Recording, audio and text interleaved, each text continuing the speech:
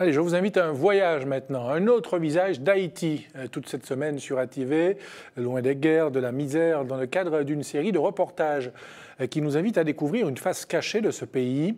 Pour débuter, cap sur le petit village de Milo, sur les traces du roi Christophe, un roi qui n'aura régné qu'une décennie, de 1810 à 1820, mais qui a marqué le nord du pays, alors indépendant.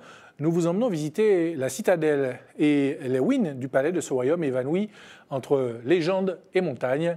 Anouchka Fliller avec Louis Sabas. Perché à 900 mètres de hauteur, au bout d'une route escarpée, une forteresse de légende. On raconte qu'il aurait fallu 20 000 hommes pour la construire. On raconte que le sang des ouvriers cimenterait les pierres.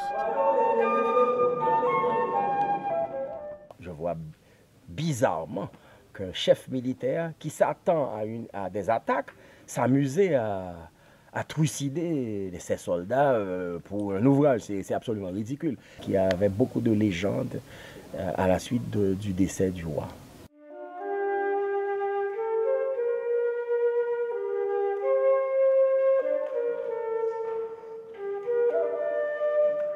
« 1804. Haïti proclame son indépendance et veut se protéger contre un retour des Français. Commence un projet titanesque. Ériger une trentaine de fortifications de montagne, y rassembler tous les canons laissés par les ennemis. La construction de cette citadelle aura duré 20 ans. Elle n'a jamais servi.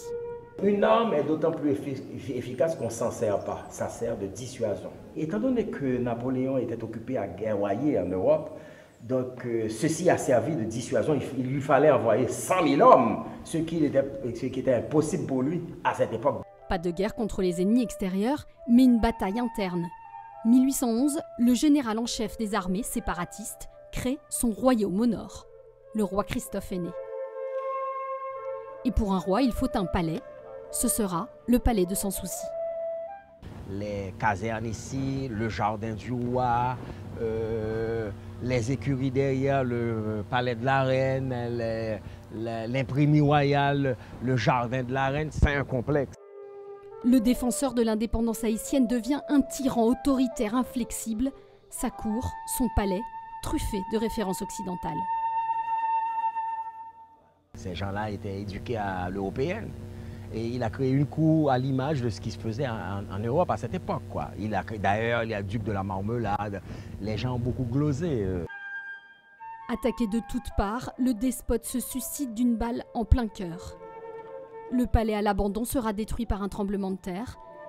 Restent les ruines et la légende de la tragédie du roi Christophe.